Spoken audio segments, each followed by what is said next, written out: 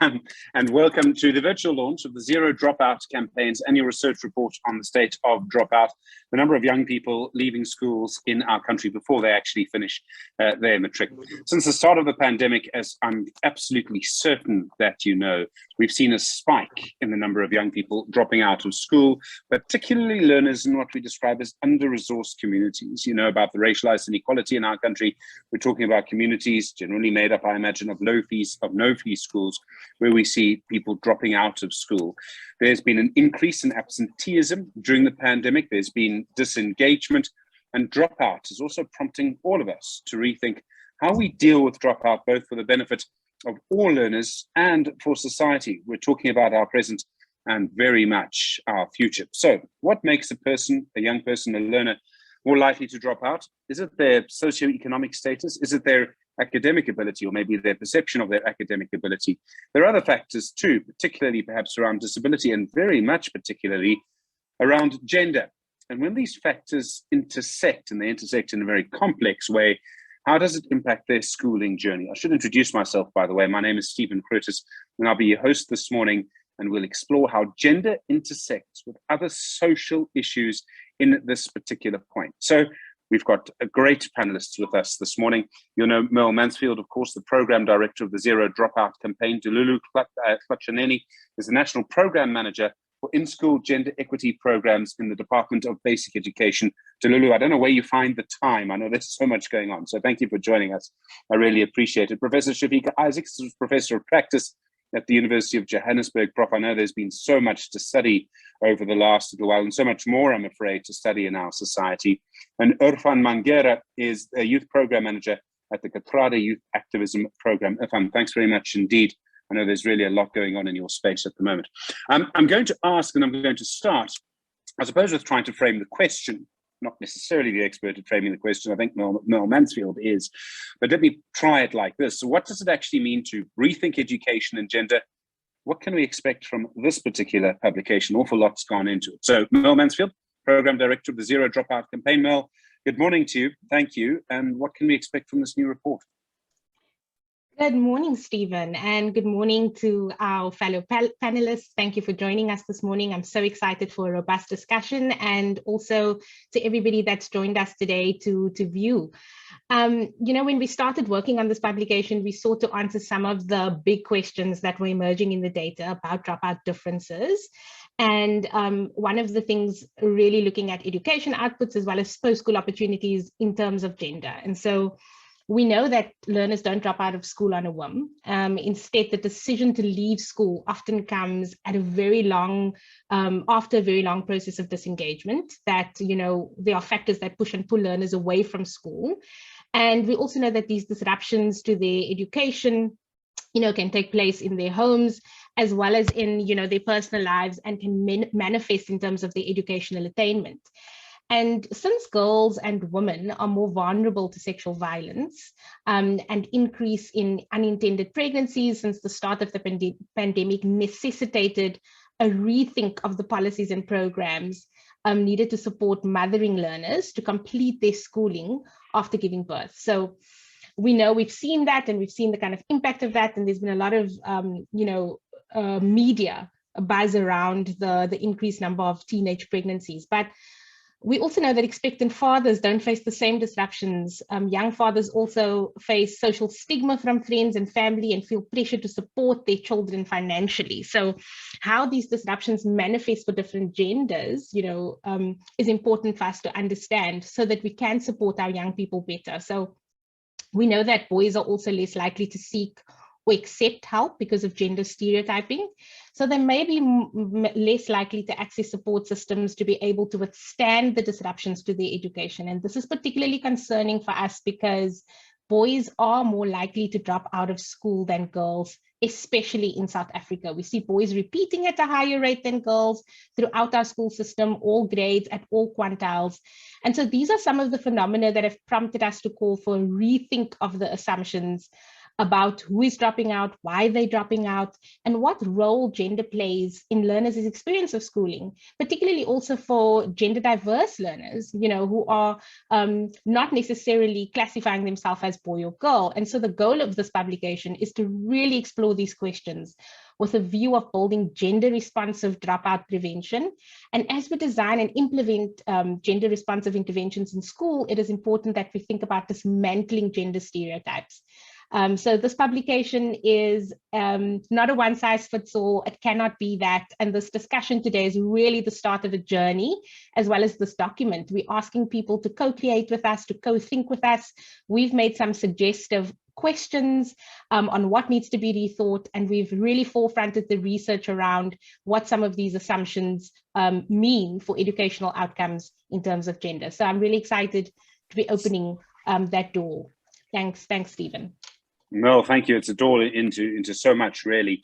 If you do have a question, please post it in the chat box, and I'll ask the panelists, I'll point the panelists to the question, and we'll answer the questions as we go through the conversation. So please do that. So starting us on the journey, helping us to explore some of these questions, we have our panel of experts ranging from officials at the Department of Basic Education to young people, youth activists. And before I introduce the panel, I do want to get in a sense of the assumption around dropout that we may or may not actually have in this very webinar. So I would like to invite you, please. There is a poll question that's coming on your screen now. If you could just answer the poll question so that we can actually get a sense of what your assumption is, and you'll see the poll that's going to come on now, and you can start to actually take part in the conversation. But the poll question, of course, is, did you know that in South Africa, boys are more likely than girls to leave school without a matric certificate? There are 4 options there. If I could please invite you just to take part in that poll and to basically tap what you see so that you can actually see, and I can see very many people are involved in this and already actually beginning to make their views felt on this particular issue. So here's the question. Did you know that in South Africa, boys are more likely than girls to leave school without a matric certificate? I'm afraid you only get to make one choice. We can see there are quite a few people already on this webinar, so already the results are changing very much quite quickly. I'm going to give you a moment or two to do that.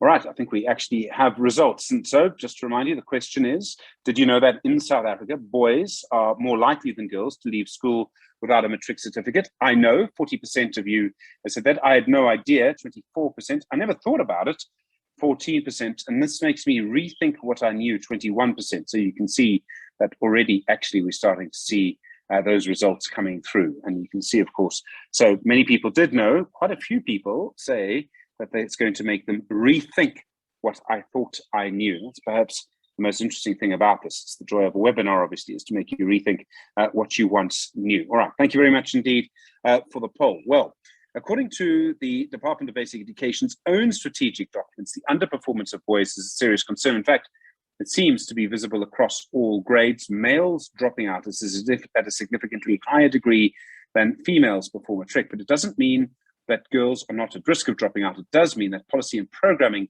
may overlook the vulnerability of boy learners. So disturbing, of course, as all of this is that despite outperforming young men at schools, colleges, and universities, women are less likely to find a job. Well, to help us understand why this is happening are experts from various fields who join, of course, our panel today. I did introduce them at the beginning, but allow me to introduce them again, just because I think it's important to do that. Mel Mansfield, you know, the program director of the Zero Dropout campaign. Delulu Flatchaneni is the national program manager for in-school gender equity programs at the Department of Basic Education. Professor Shafika Isaacs is professor of practice at the University of Johannesburg, and Irfan Mangera is a youth program manager at the Katrada Youth Activism Program.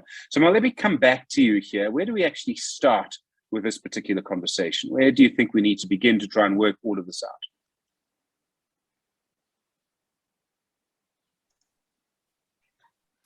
Stephen, I think we need to understand what these factors are that are affecting people from different genders so that we are able to respond to them well. And I think that one of the things are, in terms of a gender responsive approach, is that interventions are able to take into account how these factors manifest and disrupt the experience of schooling for different learners. And when we are able to be nuanced in our approaches and in our responses, we're able to support and form the kind of protective factors necessary for individual learners to be better. So gender responsive approaches really are challenging stereotypes. They're really starting to understand the nuanced experience of, girl versus boy learners versus gender non-conforming learners, and really trying to build the protective factors at a school to provide spaces or supportive spaces that learners are enabled to learn in. So if we're thinking about this, in a very practical sense, and we think about things like corporal punishment within a school space, for example, we see a lot of research showing us that because of stereotypical gender stereotypes held that boys are disruptive and aggressive, often boys are the majority recipients of, corporal punishment within our school spaces, which perpetuates violence, perpetuates aggression. And we also see how often, held assumptions around girls' performance in science and math can often discourage teachers and intervention programs from including girls in participating in activities or academic activities and programming around such subjects. And so thinking through how our own health stereotypes impact our responses to learners and how we work with learners is a critical part of providing enabling spaces for learners to learn. And a gender responsive approach also starts really questioning whether what we're doing in a school space is valuable for every individual child that comes into our space.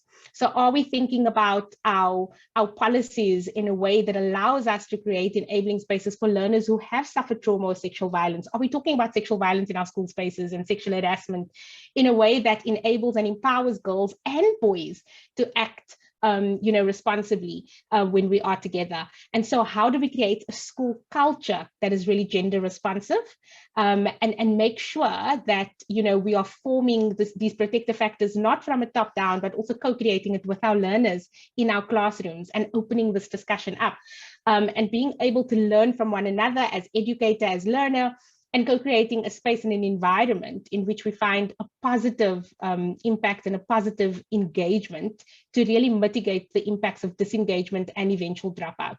And so I'm really happy that we're starting the discussion today on what it is about gender stereotypes and the lens of gender, when we're looking through the lens of gender at Dropout, what it is we're needing to question within ourselves as a starting point in doing this work.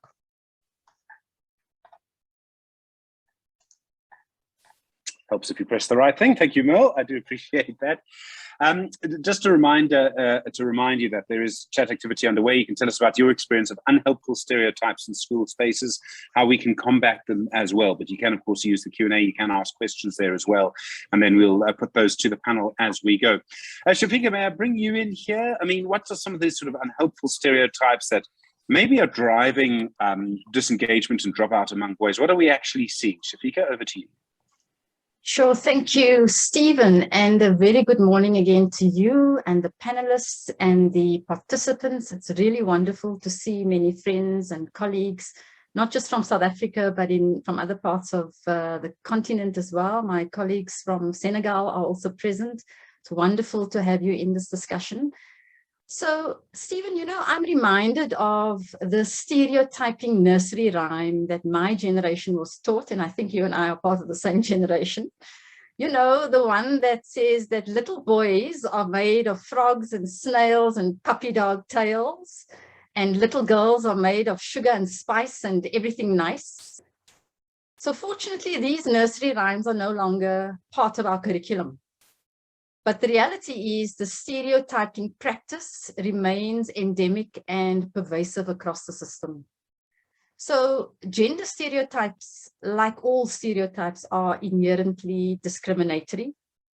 They reinforce injustice, marginalization, and exclusion of particular groups, not just at an individual level, but also in our institutions, in our communities, and across the system. We also know that stereotypes and discrimination operate in many self-perpetuating ways, the way Mel has already explained. So apart from our nursery rhymes, the way the system talks about, engages with, tells stories about, languages and labels, and instill exclusionary practices in relation to boys in ways that reinforce their disengagement and vulnerability to leave school is particularly the practices that we need to be looking at. We know, for instance, that in our statistical data, we often refer to the boys dropping out, but we know that they are not all boys. They are particularly Black boys. They are working class boys. They're boys from lower quintile schools. They're township boys, boys ostensibly with learning disabilities, boys who identify as non-binary or queer, who are vulnerable to abuse, which contribute to disengagement and dropout. And so it is also unhelpful to paint all boys with the same brush. So, for example, calling boys bad or very bad, as the literature tells us, or stereotypes, delinquent, troublemakers, have actually led to punishment strategies that include staying away from class and thereby losing out on classroom and academic learning. Boys experience, as Mel has already said, higher levels of corporal punishment, which contribute towards a culture of violent male behavior. The notion that boys are not readers, with the boys I've been working with in Soweto, boys are not readers. It's reinforced by a performative narrative about girls outperforming boys in reading, or that boys don't study social science and humanities, or that they are pressured to do math, science, and engineering, or that there is a higher prevalence amongst boys as bullies, as gangsters, and substance abusers. Boys who come from families affected by job loss, food insecurity, or death of a caring adult also feel pressured to be the man in the house and to leave school, to look for work. So in my own research with ostensibly underperforming boys who have difficulty with reading in Soweto, the system labels of them as being cognitively challenged or as failures when they repeat a grade and watch their friends move on to higher grades also inculcates a deficit narrative, which are in fact damaging to their self-esteem and sense of self-worth. So they would talk about their constant exposure to gender-based violence at home and in the community, which also reinforces the idea that being a man is about being violent. So, so there are many ways in which these stereotypes about how to be a boy and the notions of boy underperformance are reinforced stereotypically in the system. So we have to recognize that there are numerous interrelated, deep-seated systemic push factors at play. These push factors actually drive what we see or call our dropout rate, our increasing dropout rate, and it drives young people towards push out, to coin a phrase by Dr. Victor Rios, who has done extensive work on boys and vulnerabilities in the US school system. And he says, what you call someone determines how you treat them. The discourse we create about people determine the treatment they receive. And so, Stephen, given the pervasiveness of this challenge and our quest to reimagine and rethink education, there is an urgency about the work that we have already cut out for us, actually. Professor, very thoughtful. Thank you. Really interesting, very strong contribution. Just to remind you, the chat is open. There's quite a lot going on the chat from what I can see. Also Q&A, please send questions on the Q&A as well, and we will go through those a little later with our panel. I would like to invite now, if I may, the Department of Basic Education, Delulu Pachineni. Delulu, good morning to you, and thank you for being able to join us. I know there's a lot going on at the Department of Basic Education at the moment. What is the department doing to, I suppose, mainstream care and support in schools for all genders at the moment? Morning, Stephen, and good morning, my co-panelists, and good morning to everyone that has managed to find space and time to participate in this very important discussion. As DBE, we have a branch that we call Educational Enrichment Services, which provide social support and auxiliary services to both learners and educators. The main purpose of the branch is to support curriculum through co-curricular activities by creating an enabling, conducive environment for learners in our schools. This work within this branch is largely framed under what we call care and support to teaching and learning, which is CSTL, which in short tries to enable learners in schools that are provided with conducive environment in addressing their barriers to teaching and learning so that they complete their schooling education. Now, the branch has got various key core packages that tries to respond into ensuring that we give care and support to our learners in our schools. Firstly, we have social cohesion and equity in education, and that's broadly the unit that talks to issues around human rights and gender empowerment. And already my previous speakers has mainly touched broadly on all of those issues that we need to deal with in terms of supporting human rights and gender empowerment. But we also have values in education that emanates from our Bill of Rights. We also have programs that speaks to sexual diversity and gender identity programs. I mean, Prof just indicated about issues around gender discrimination and all of that. We also have national building programs that speaks to issues around social cohesion. One key program that I'm very confident in mentioning in that aspect is what we call Moot Court. But we also have sports and school enrichment, which focuses on sport for development. And I'm sure a lot of other people are aware that within the basic education, our sport is not really about being a competitive sport, but it is about sport for development. And we have a number of programs then that we work with the relevant stakeholders to ensure that we get the sport for development into our schools. We also have choral music and that speaks to arts around that program, but we also have a program that is particularly for primary learners, which we call Spelling Bee, which really focuses on issues of language, how they, improve their language, particularly the African languages. We also have school safety, issues around prevention of bullying, issues around the management of alcohol and drug abuse, issues around physical safety in schools, issues around risk management, just ensuring that schools do have those school safety plans, evacuations, everybody knows how to evacuate, but also talking about physical safety.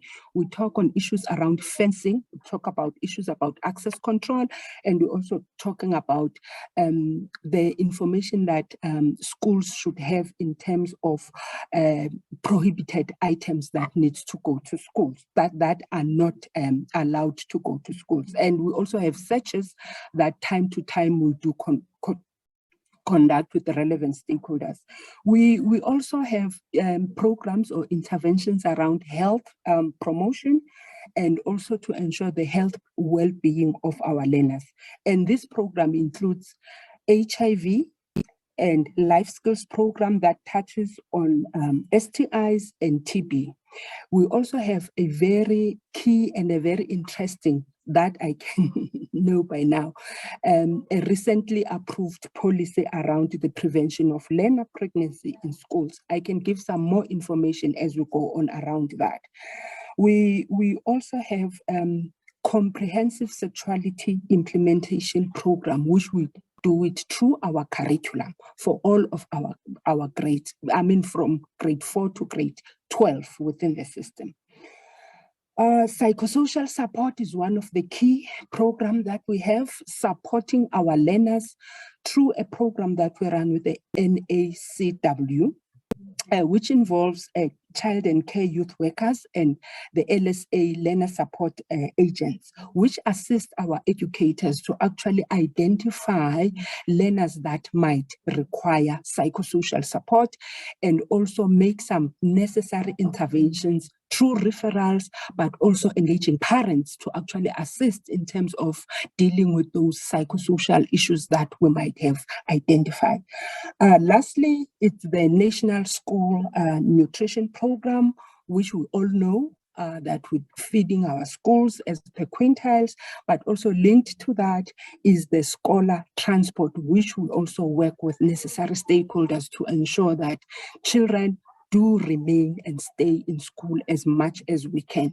I must also emphasize to say that all of our work from the department is gender responsive. Our policies, our frameworks, our protocols, all they are gender responsive. We might have a challenge in terms of the pedagogy of how what is within our policies gets to be translated into the schooling system. Thank you, Stephen. Delulu, thank you very much indeed. Right, very comprehensive programs coming through there. So I suppose the next question boils down to how do we ensure that young people are actively participating in this type of conversation? How do we make sure that their experiences are reflected in the type of policies and programs that are in fact meant to help them? Choral music's very popular in some places, maybe more popular with certain age groups of learner than with others, for an example. Irfan, can I ask you to jump in here? I mean, how do we ensure that young people are included? I suppose legally we'd use the word consultant. How do we make them a part of the process? Thank you so much, Stephen, and a very good morning to all panelists and all the amazing participants that have joined. I've been trying to follow all the comments, and you can see there's a lot to take from people's contributions here today.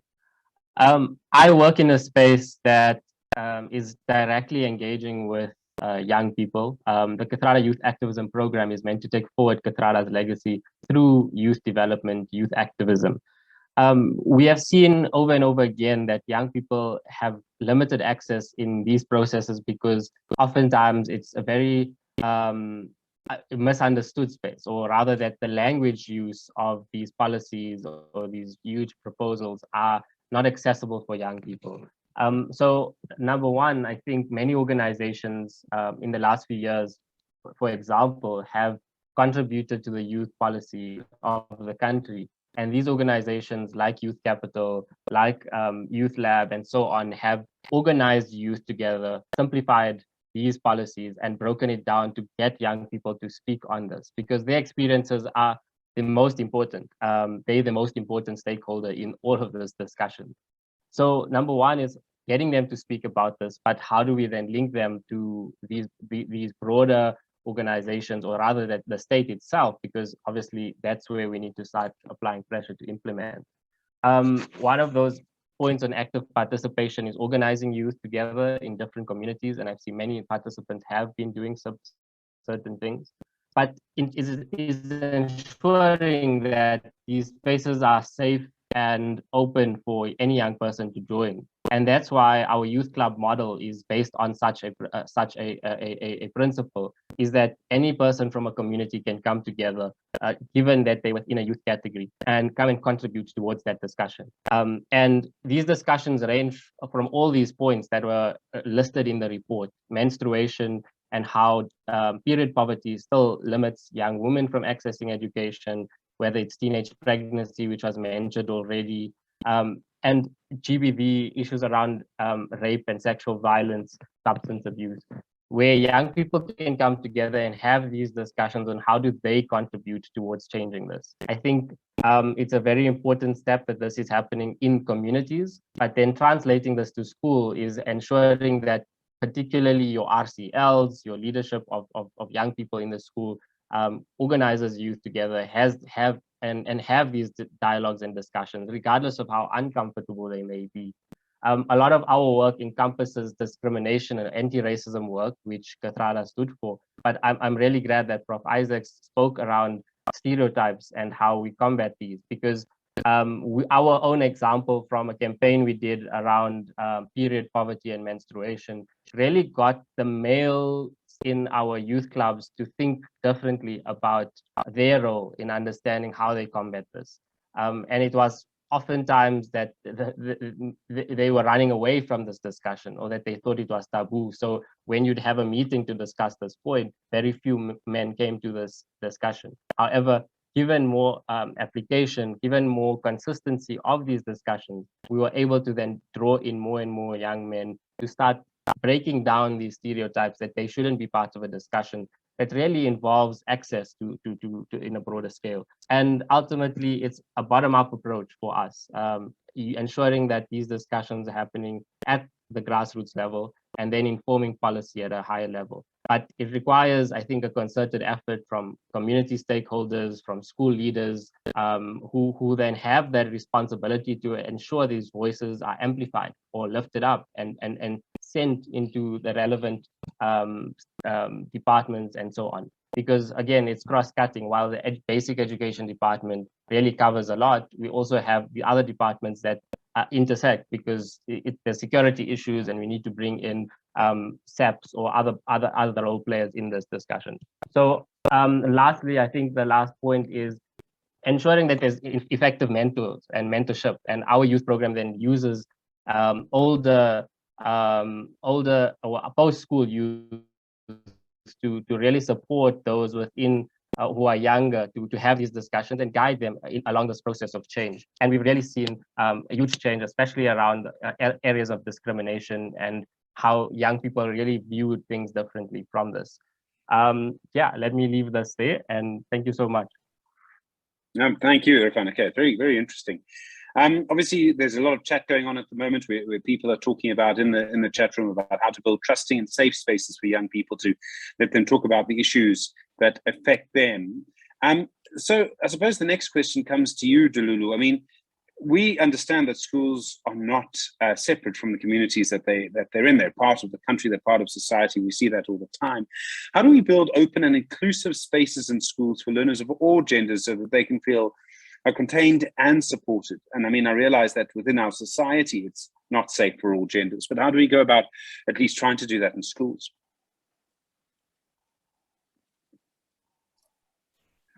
Thank you, Stephen. I think the Department of Basic Education has got an immense role in ensuring that as schools are not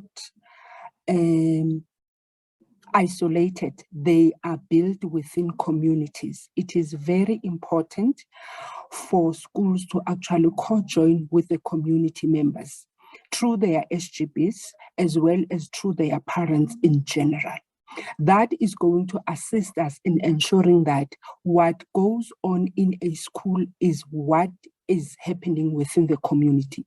That has already been shown previously, or within my experiences, that what goes within a community, whether good or bad, it has a way of filtering into a school. So that is why, as a department, we really emphasize and build the trust between the communities and the schools, so that schools and communities work together. We do have programs that we support community about. We do have programs that we support parents about, to ensure that they support schools. We do have programs that really focus on children to also ensure that they understand the responsibility that they have in safeguarding their schools. So in that fashion, we really, through our QLTC, which is the program that really connects schools with communities, that's the program that is key, that we use to ensure that schools really work with communities to work on issues that we have already, outlined and talked about, that are happening in our schools, and we don't want to see them in our schools. Thanks, Stephen. Thank you. Mil Mansfield, let me drag you back into all of this. When it comes to academic output, or when it comes to academic performance or education outputs, there must be some assumptions. Maybe we need to sort of look again, we need to find a way to throw the nursery rhymes, not just out of the curriculum, but out of our heads entirely. Thanks, Stephen. I think I've just been so encouraged by all of the discussion that's been happening in the chat and, everything, all the insights that the panelists have shared, because they speak exactly to this. It's around our assumptions that we hold and how they impact these educational outcomes of learners. So we know that, for example, girl vulnerability is often thought of as the reason for girls being more likely to drop out. But actually, when we look at the stats, we can see that we have, although there's high dropout amongst both boys and girls, we can see that boys are a lot more vulnerable to drop out and in fact are dropping out at a much higher rate. And so we start thinking about how we are talking about programs of support and psychosocial support within our schooling spaces. One of the things Irfan just said was in terms of how they started talking about menstruation and period poverty, including boys in the discussion, and opening up that discussion to widen or to narrow the gap between boys and girls. And I think that's so important in how we are implementing our programming. Another one is that young mothers don't want to return to school, there's this idea that, once a girl falls pregnant, there's a lot of shame around it. And so girls don't want to go back to school once they've had a baby, which is incorrect. What we've seen, especially for unintended pregnancies, when it's teenage pregnancy, a lot of the young mothers want to go back to school, but they are unable to because the spaces don't allow them the opportunity to do that. So for example, if you have a young baby and the burden of care is a lot harder for the young mother than it is for the young father. And if there aren't enabling structures within the school, it makes it a lot more difficult for a young mother to return into the school space seamlessly. And so we're talking about things like, the attitudes of young people in the school towards that young mother. Will she be ridiculed? Will she be, shamed for the fact that she has this baby? We're talking about opportunities for her to be able to go to clinic and access, the healthcare services she needs for herself and her baby while not missing out on school. We're talking about her being able to attend school while being pregnant and the environment that's created within that space while that happens. So thinking about how that processes work, and similarly, how we include young men in that discussion, and also how we're talking about sexual violence, particularly because we're understanding that a lot of the unintended pregnancies for young mothers are, mothers who are below consenting age. And so we have to have the conversation around, how does this happen? And what is the ideas around comprehensive sexual education and access to actual comprehensive reproductive health services that we provide in our communities. That's not stigmatized, that's youth-friendly, that allows our young people to engage in a good way. Then we also see a lot of assumptions around why boys drop out, and a lot of that has to do with, boys being very naughty or delinquent, and I think Professor Isaacs has spoken at length about that. And so our programming often assumes that that's the issues that we need to tackle. We're seeing a lot that from young boys' experience and their trajectories through school, that there's a lot of academic struggle. We can also see that there is low help-seeking behavior. And so that there are issues around, how we talk about masculinity and support for young boys that we really need to tackle at grassroots level, and how we institutionalize that within our school spaces. We also see that in our foundation phase, for example, 3 out of 4 teachers are actually female. And so we're already seeing that, in terms of role modeling, which Irfan has also mentioned, having teachers who are male and seeing positive male presence within school really can help us to bolster the interaction with young boys in that school space. And then, I think the other thing that I want to speak to just lastly is another assumption that, is held when it comes to girls and boys particularly, is around the performance of girls at schools, and particularly around maths and science subjects. And I mentioned that earlier. And I think that really extends, if we look at stats, again, across both genders, that girls are actually outperforming boys across all of the subjects in school. But we are not seeing that success in terms of school completion and performance academically translating into access to employment and the labor market. And so we're not seeing that translate into post-school success at the same rate as it does for males. And so there's real nuances that we're needing to understand when it comes to that.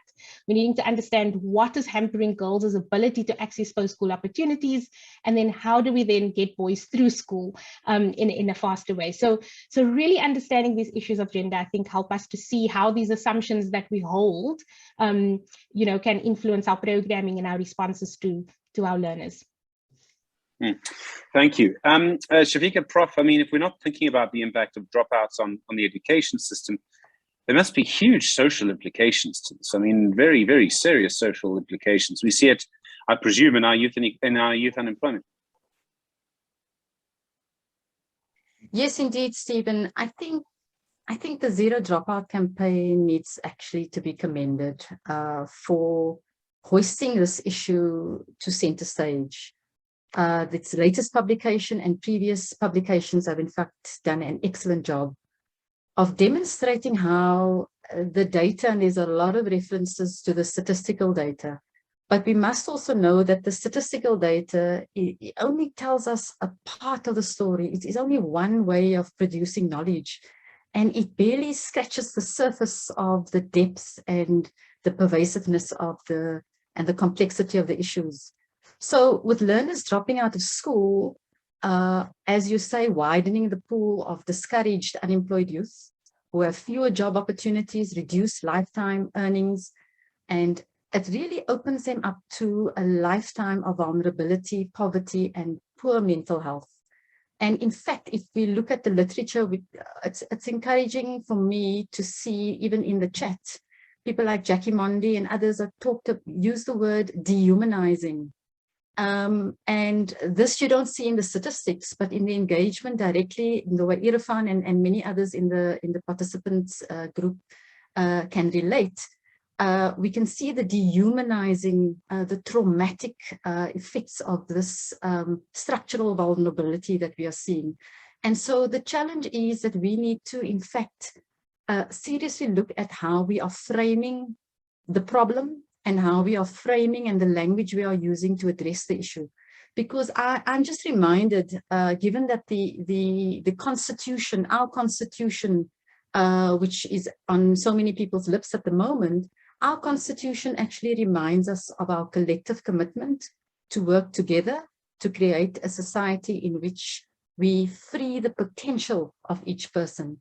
And part of our rethinking and reframing is to focus attention, in fact, not on the deficit speak, but to highlight the talents, the creativity, the imaginative ways in which young people find expression. I mean, I found that working with many boys in different township contexts, that if we just give them opportunities to give expression to their creativity, instead of calling them, you're a boy who can't read, or you're a cognitively challenged boy, that reinforces a sense of low self-esteem.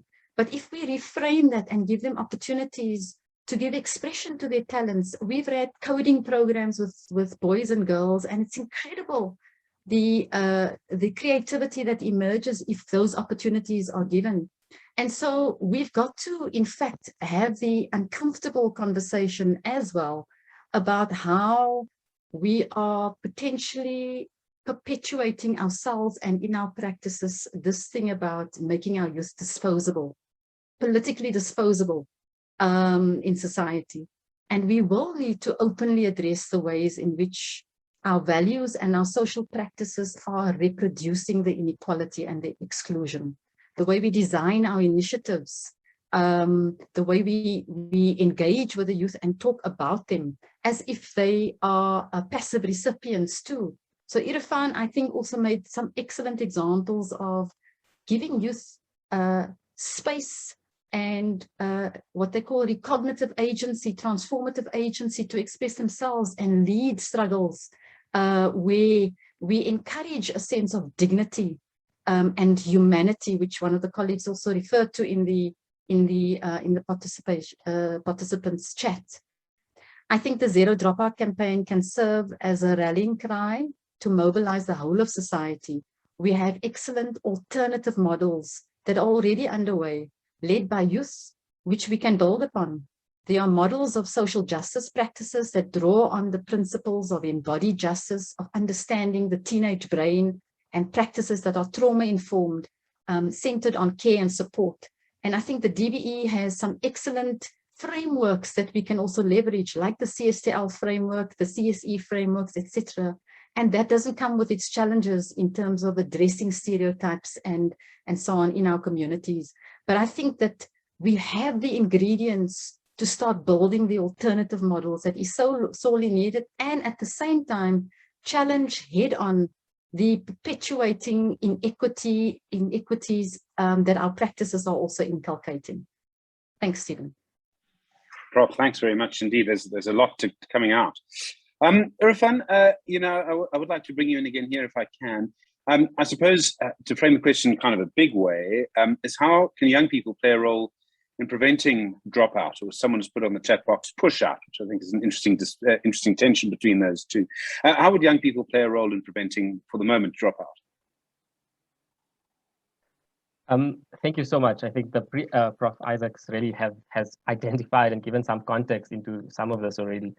But given that schools are sort of a microcosm of broader society, and with that society crumbling and being in a constant state of crisis, we have the opportunity to really change and transform and shift the narrative and shift the systems to start working for all of us. Young people can play a huge role. I think it can start from peer-to-peer connection. What was mentioned just before me was the culture of care, reimagining our communities to center the human capacity and human value of people, rather than just the profit margins, or how much can you just make out of this, or what will this investment in a young person be in the long term. It shouldn't be viewed that way.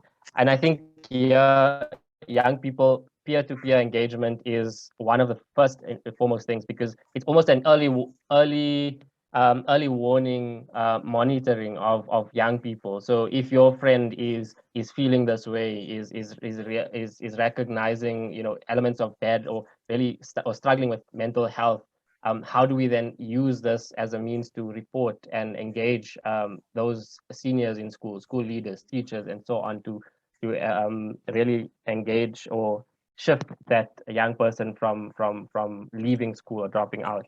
I think another point is accountability. So what I think really has been an inspiration for me is the work of Equal Education as well, who hold the state and hold government and other role players to account where they have faulted, using the Constitution, because again, I think we have this document that speaks to the values that we want to enshrine in society, but it has to become a living document. So even during the pandemic, the issue of school nutrition, for example, was not implemented, and it took work done by civil society to implement that pressure. So young people's work around activism and campaigning and holding people to account, whether it's their teacher or the principal for some of their failures, but it really requires constant engagement from us as the community. Shifting those social norms require a deep sense of commitment from all of us, because we're out of school. Our commitment to having these conversations or starting it is important. I mean, I would find it difficult to have that conversation on gender or with my family, for example. And we know that starts from the home. So how do we shift that narrative? How do we address those stereotypes in our own spaces and use more young people to do that, or empower more young people to do that, give them the confidence to do that? And what we've seen is through our campaigns and programs, and a young person who was not confident to speak has now the ability to go on live TV and openly speak about the campaign. And the specific point I'm making is that through these forms of engagement, young people develop that confidence and ability to engage further and use their space to really transform others around them. But yeah, I think those are just some of the points I'd like to make. One other is, or the last one, is that given that I come from that background of community activism, strengthening youth participation in the democracy, we've seen that there's a huge intersection, between the failures of this democracy to GBV in communities to all these things. And when I started, I said schools are the microcosm of society. So if we're not going to start addressing those points there of using young people to enable or reimagine a system, we're not going to be able to really move forward. And the point earlier was giving young people space to express. Often we feel very closed off, and young boys in particular in our clubs have really startled me by being the most incredible poets, drama, creating huge plays or really impactful kinds of stories that we're able to relay further. So I think that's where it needs to be, a greater attention needs to be played. Thank you so much. Very fun. Thank you very much indeed. We're running a little late, so I'm going to start pushing through some of the questions. And Delulu, if I could start by just putting two questions to you first, if you don't mind, Delulu from the Department of Basic Education. One of them comes from Sibonelo saying, do we not think that the rigidness of our schooling system and the principles in our disadvantaged schools has an effect on dropout rate?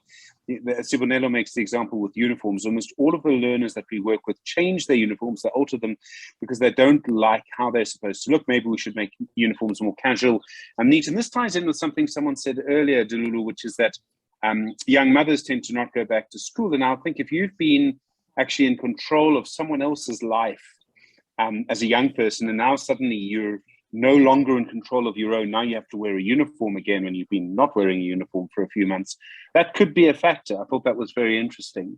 Do we think that there's some things that are happening in schools that are pushing children out like uniforms?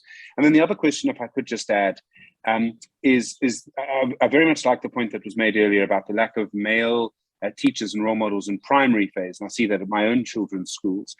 Is there any way to get more men, and I know this has been a long running problem, more men in foundations in primary schools? Delulu, over to you.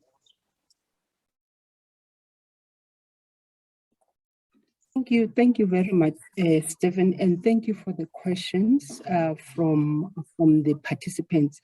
I've tried to answer some in the Q&A, and I can see which some really needs an intense discussion for them to be properly responded to. But going back to the issue that you raised around the example of the uniform, I think schools have got codes of conduct, and those code of conducts are largely influenced by the SGB of that particular school. So I would suggest that if a particular school or a member of the community of that school should engage the principal and their SGB in terms of that, but they should always understand there are code of conduct that underline and guide these particular issues. And I know for a fact, Stephen, that I was involved in a case here around here in a squatter camp area here in Gauteng, whereby learners of a different gender or non-gender conforming learners were actually forced to actually, you know, have a uniform that they were not comfortable with. And these were teachers who were actually forcing these learners to do such a thing. And when we intervened, we actually indicated to a school that there is code of conduct, and those code of conducts are supposed to be influenced by the SGB together with the school community. But also the other thing that came out from that experience was the fact that there is a lack of understanding in terms of non-gender, gender diversity in general within schools.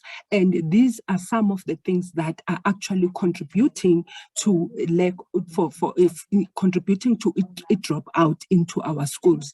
So as the department, we try very hard to actually get some of the partners, especially the NGOs that are helping us in our schools, schools to ensure that information sessions, workshops are really being undertaken to just raise awareness on these issues for people to understand that there is nothing wrong if you are a non-gender conformist. You're just a human right. You are just a human person with all the human rights that are accorded within the Constitution. So I really want to acknowledge, when I still have this opportunity, all the NGOs that are assisting us, all the partners that are assisting us in the school community, because the reality of the matter, we are unable at times to really get to each and every corner of the country. And if we can just find a way of connecting with each other so that as the department, we are also able to guide some of the information and some of the processes that the department, has in terms of guiding and assisting schools. So would really appreciate that. Thank you. Lulu, I'm just going to keep the spotlight on you for a minute. There's an inherent conservatism in our society, and I think that's reflected in this, because school governing bodies have legal power over school uniforms. Does this inherent conservatism, and I understand where it comes from, is it also stopping comprehensive sexuality education? I mean, you have great policies. It makes for a great Sunday Times story on the front page every now and then. But are you finding that there's resistance to actually getting the message through to children in a proper way?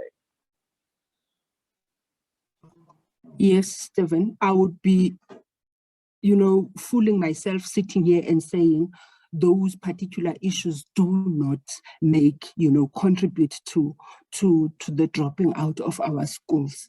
For instance, right now, we are in a process of having to engage the religious sector in terms of the comprehensive sexuality education, because what we find out really, when we engage people or when we engage communities about CSE, people begin to understand, because what they think CSE is not what the DBE is actually pushing. So if people will engage them on face-to-face and have, constructive discussions with them, then they begin to understand what is this comprehensive sexuality education. Because comprehensive sexuality education doesn't only focus to sex, and the sex within our curriculum, it's only a particular component that is only found at senior phases and FET phases. At lower phases, we are not talking sex to our children. We're really talking about issues about understanding your body and protecting your safe space, for an example. So we know for a fact that there has been a number of push out around CSE, and part of it really, it's about our own belief system, either culturally, either religiously, or otherwise. So those are the things that we are aware of. So we keep on engaging sectors on this matter, because we know for a fact that what people tend to believe around CSE is not what DBE actually is pushing forward. What we want through CSE is for our children to be competent, to make right choices at the right time, and being assertive when they communicate, and all of this, giving right consent at the right time, and understanding that sex is not sexuality. Sexuality goes beyond sex. It covers issues around yourself, around your self-esteem, and all of those issues. So these are the issues that we keep on, I think as long as we live as the department, that will keep on have to engage communities from time to time.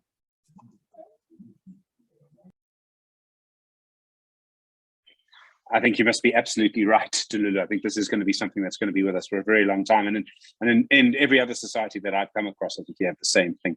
I'm going to ask people to sort of wrap up now, but I'm going to be prescriptive to you, Merle, because I'm going to ask you to wrap up first, but I'm going to ask you in your wrap up, if you don't mind, to just speak to and sort of answer the question that came through around people in rural areas not having access to internet. And then in Manenberg, Andrew's made the point there are only 2 schools there, and it's very difficult for learners to get back into the system.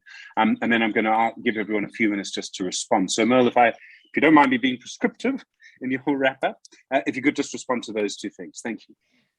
Thanks very much, Stephen. And I think thanks very much to everybody that's contributed around the issue of access. I think I'll talk to that first, just in terms of internet access. I think that the pandemic, actually some of the positive spin-offs of the pandemic has been that there has been a greater push to zero rate particular educational content and particular websites that allow us to access content online. Some of the barriers still to that access is obviously access to devices, which becomes another problem, particularly in rural areas where things like public libraries and even in school spaces, devices are very scarce. So we are very, very aware of those barriers. And I think some of the work that Equal Education has done really around forefronting the institutional or the structural barriers in schools has been part of the advocacy work that's been going on in the space to really get young people and learners in schools, particularly in our poorest communities and in our rural areas, access to these vital resources. On our side at Zero Dropout Campaign, we've pivoted quite a bit of our content and work onto a WhatsApp platform, which is available for free. And I think that many people have access to WhatsApp more readily. And so learners and as well as parents are able to download content around our work on 060-054 0000. And then there are also institutions like Funza, for example, who have some zero-rated platforms as well. And so that allows some kind of access, but we do know that there's still barriers to in terms of tech. I think the second question you asked was around return to school or access to school in areas where there is so few schools. One of the things that we've been speaking around in terms of policy last year is the new grade 9 streaming curriculum that's being implemented by DBE. And I think the 3-stream approach is trying to target learners to be able to access additional options post-school that doesn't necessarily go all the way into matric. And so looking at occupational, vocational, and TVET training and skills. We have highlighted within that policy as well in our response that there are still going to be areas in which those spaces won't be available for learners to access, but we do feel that having additional options for learners is an important part of what's missing in our education system at the moment. We also see that in rural spaces, for example, where schools only go to grade 9, that many learners are leaving those provinces and having to go into other provinces where they can access additional schooling, which becomes problematic on its own because we're talking about care for those children, we're talking about migration for entire families, and so those barriers still do exist.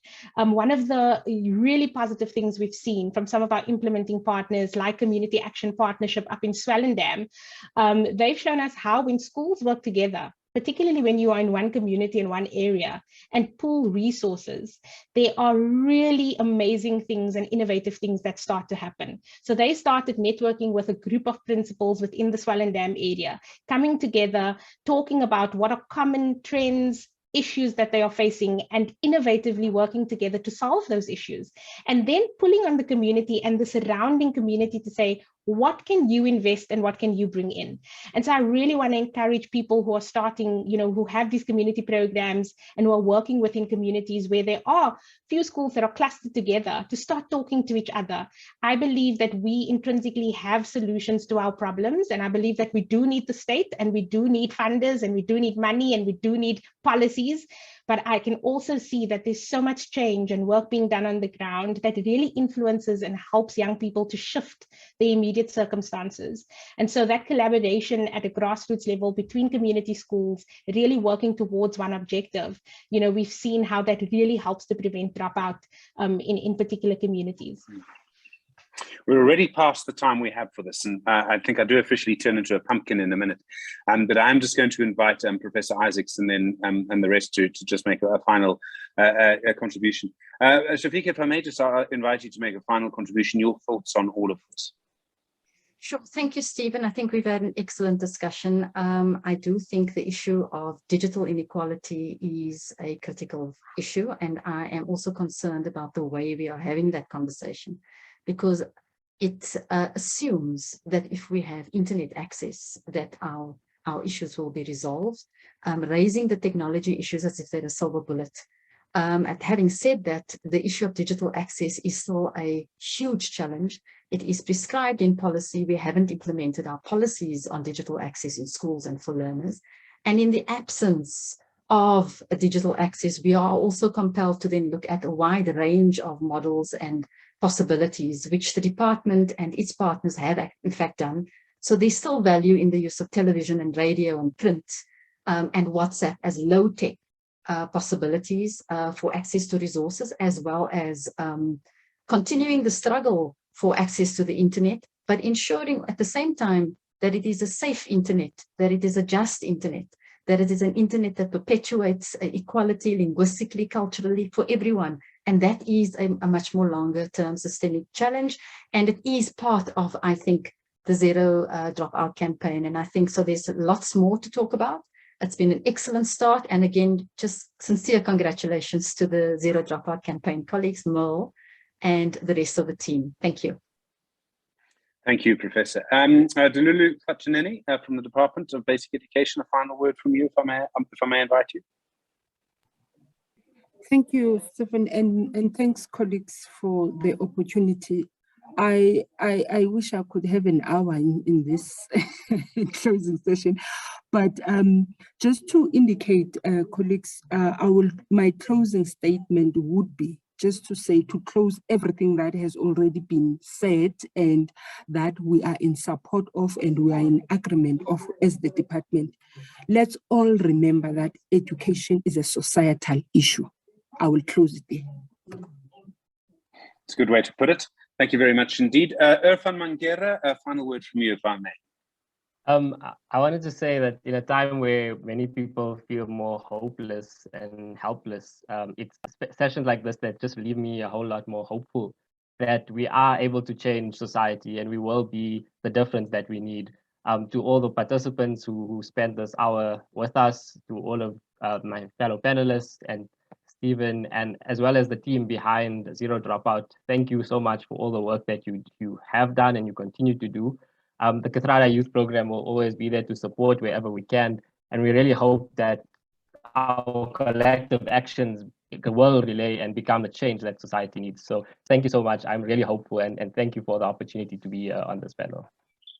Irfan, thanks very much indeed. Well, thank you very much indeed for being with us, for being one of the participants, for joining in the chat, or for just watching over the last hour. My thanks very much indeed to Merle Mansfield, the Program Director of the Zero Dropout Campaign, to Lulu Klachineni, the National Program Manager for In-School Gender Equity Programs at the Department of Basic Education, Professor Shafika Isaacs is Professor of Practice at the University of Johannesburg, and Irfan Mangera, you've just seen him speak, the Youth Program Manager at the Kathrada Youth Activism Program. So thank you very much indeed for your interest.